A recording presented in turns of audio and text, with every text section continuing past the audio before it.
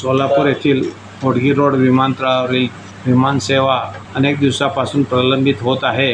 देशाचे पंतप्रधान आदरणीय नरेंद्र मोदी साहेबांनी 5 महिन्यापूर्वी त्या विमानतळाचं लोकार्पण केलं, पण अद्याप सुद्धा विमानसेवा चालू होत नाही। ही दुर्दैवाची गोष्ट आहे, कारण की कुठलाही प्रोजेक्ट ज्यावेळेला पंतप्रधान लोकार्पण करतं लगेच सेवा चालू व्हायला पाहिजे अशी लोकांची अपेक्षा असते। निवडणुकीपूर्वी गडबडीत ही विमानतळाचं उद्घाटन करणं म्हणजे निवडणुकीचा जुमला तर नाही ना, अशा लोकांमध्ये चर्चा होत आहे। आता विचारलं असता आम्हाला सांगितलं आलं की DGCA कडून एक परमिशन येणे बाकी आहे, पण ती परमिशन कधी येईल याचं उत्तर कोण देईना।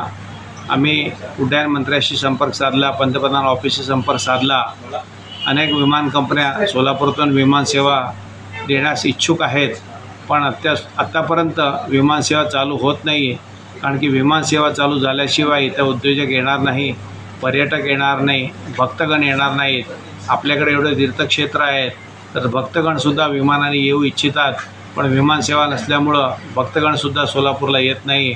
आपल्या शेजारी बिजापूर आहे, हम्पी हॉस्पिटल आहे, ऐतिहासिक स्थळं पाहण्यासाठी फॉरेनरसुद्धा येतात, विदेशी पर्यटक येतात, ते सुद्धा विमानसेवा नसल्यामुळे येऊ शकत नाही।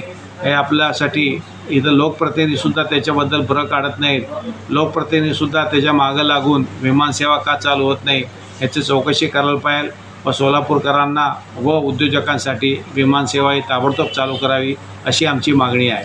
विकास मंच सोलापूर शहरात एकच आहे जे अनेक वर्षापासून, साधारण 4 वर्षापासून विमानसेवेसाठी झगडत आहे आणि त्याला बऱ्याच अंशी यश आलेलं आहे।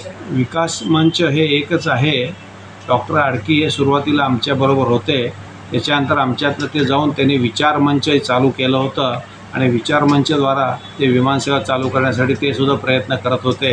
पुढे काय झालं त्याची आम्हाला कल्पना नाही। अशाच नवनवीन अपडेट्ससाठी जनता राज्य न्यूज चॅनलला सबस्क्राईब करा, लाईक करा आणि शेअर करायला विसरू नका।